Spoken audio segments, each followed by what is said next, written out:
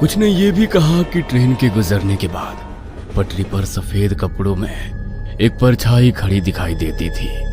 उसके बाद से हर रात प्लेटफॉर्म नंबर 3 पर कुछ अजीब घटनाएं होने लगी, लेकिन अजय इन बातों पर विश्वास नहीं करता था। उसके लिए ये सब बस अफवाहें थी। एक रात अजय की ड्यूटी अकेली थी।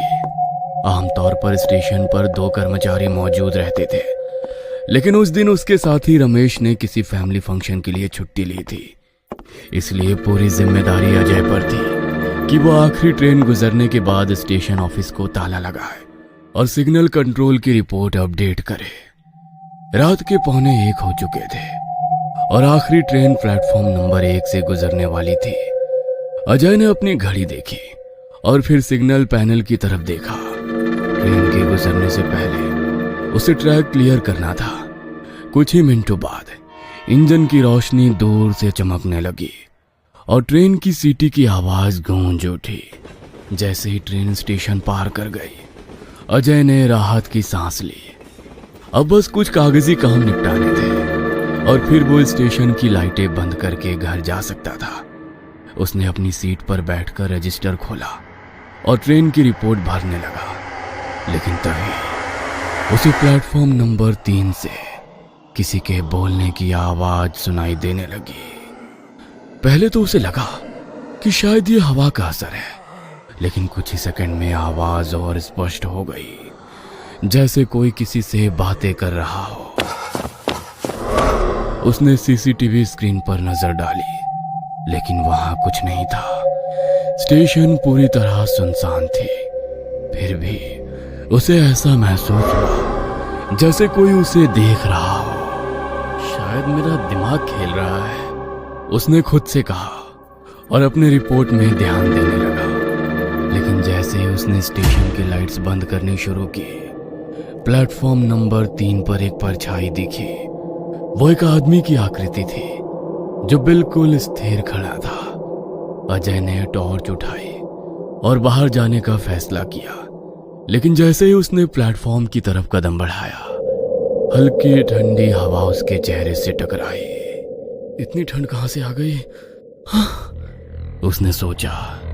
जैसे ही वो प्लेटफॉर्म पर पहुंचा, वहां कोई नहीं था, लेकिन उसे ऐसा लगा जैसे अभी अभी कोई वहां खड़ा था कि तभी अचानक उसे पीछे से किसी के चलने की आवाज आई। उसने तुरंत पलट कर देखा, लेकिन वहां कुछ भी नहीं था। अब उसका दिल जोर जोर से धड़कने लगा था। इस पल को उसने अपने चारों तरफ नजर दौड़ाई, लेकिन स्टेशन पूरी तरह खाली था। यह सब मेरे दिमाग का भ्रम है।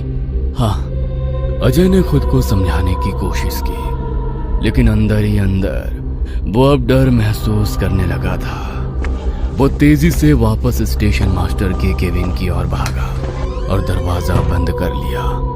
अंदर आते ही उसने घड़ी देखी। रात के ठीक 1 बज चुके थे। उसने कुछ देर तक गहरी सांस ली और अपने काम में वापस जुटने की कोशिश की, लेकिन उसे यह एहसास होने लगा था कि जो भी हो रहा था वो सिर्फ उसका भ्रम नहीं था। कुछ तो था जो स्टेशन पर मौजूद था। इस रात की घटना के बाद अजय काफी परेशान रहने लगा।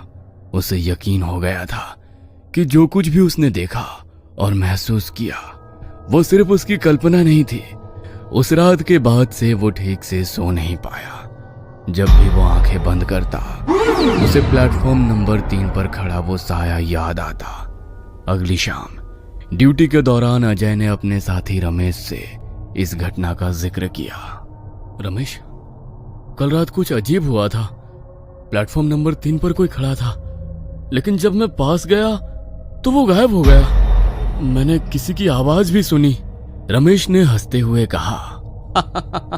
अजय, रात की शिफ्ट में अकेले होते होते तेरा दिमाग खराब हो गया है। नहीं यार, मैं मजाक नहीं कर रहा। कुछ तो है वहां। तू भी तो यहाँ काफी वक्त से काम कर रहा है ना? क्या तुझे कभी कुछ अजीब नहीं लगा? रमेश थोड़ी देर तक चुप रहा, फिर बोला, सच कहूं तो मैंने कभी खुद कुछ ऐसा महसूस नहीं किया, लेकिन कई लोगों से सुना है कि प्लेटफॉर्म नंबर 3 पर रात में मत जाना। मैंने इसे अफवाह समझकर कभी ध्यान नहीं दिया।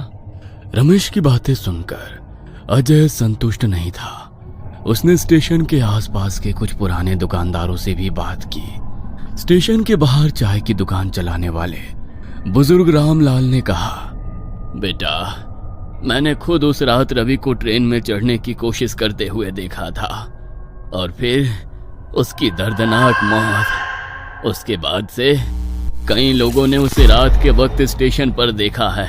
कुछ कहते हैं कि वो अब भी आखिरी ट्रेन पकड़ने की कोशिश कर रहा है।